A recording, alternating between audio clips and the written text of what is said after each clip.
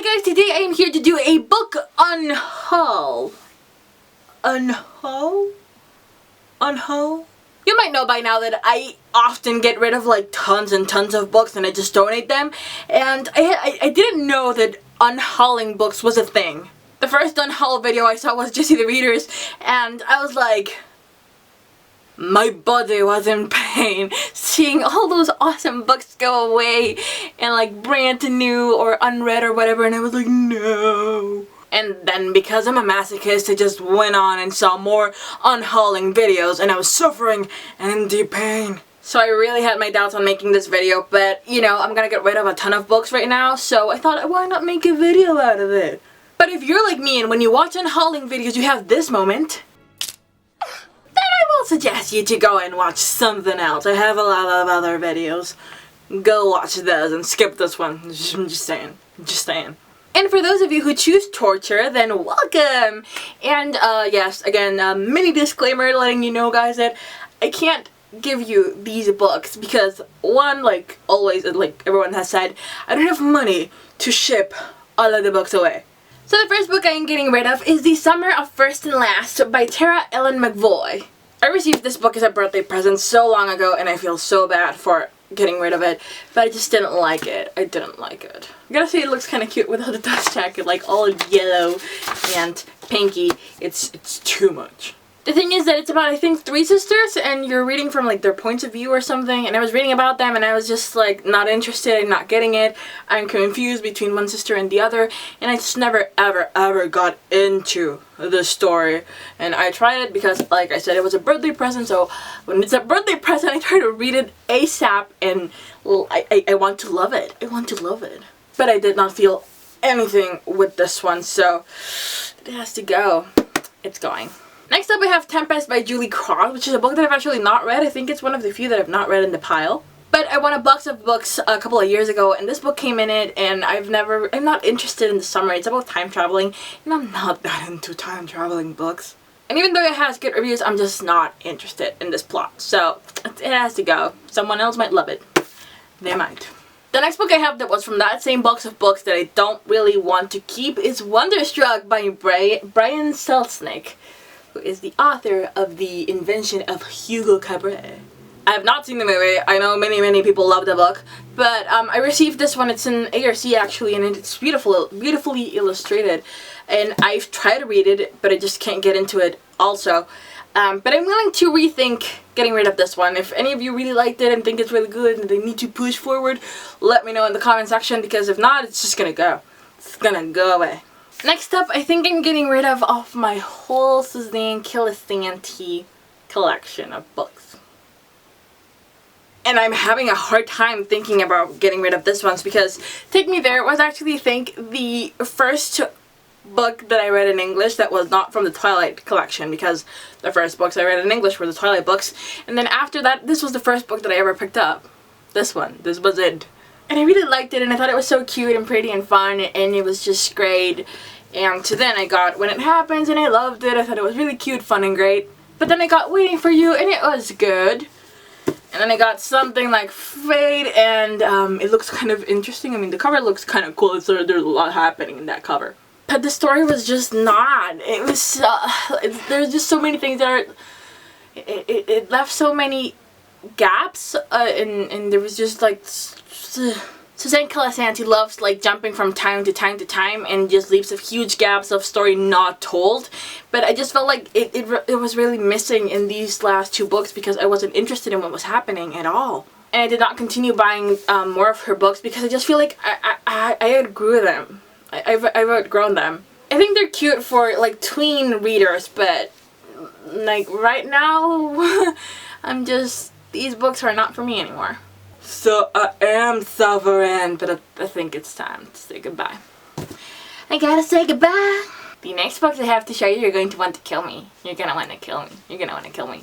First up, I'm getting rid of Catching Jordan by Miranda Kennelly. I didn't like this book. I read it along with some bloggy friends and I didn't like it. I just didn't. I didn't dig the romance. I didn't dig the storyline. I was like, blah, blah, blah, blah, blah, blah, blah. I just felt like it was a really lousy read with a really lousy main character. And, yeah. there's a whole lot of other books that are like in the same series of this book because it's a contemporary series. And so many people have told me that they're like better and good. No, I'm not continuing with this. I just can't. No more. The next book I'm getting rid of, it's Anna and the French Kiss. So many people on BookTube love this book, love Stephanie Perkins, and love this series. And I'm not one of them. I just think it is the most overrated book I've ever seen, heard of. It's a fun time, it's cute, but it's not like a groundbreaking YA book as everyone makes it out to be. It's not. It's not. It's a chick lit book, and chick lit books are usually just okay. And this was not the exception. And I made a whole review for it on Goodreads if you want to check it out, link down below, where I talked about how this book is just such a first world problem kind of book, and a very white book because, like, seriously, everyone here is white. And it's just, like, such an overrated book. And when I read it, I went so far as to make a review where I said that I had loved it, even though I hadn't, because I felt like so much pressure.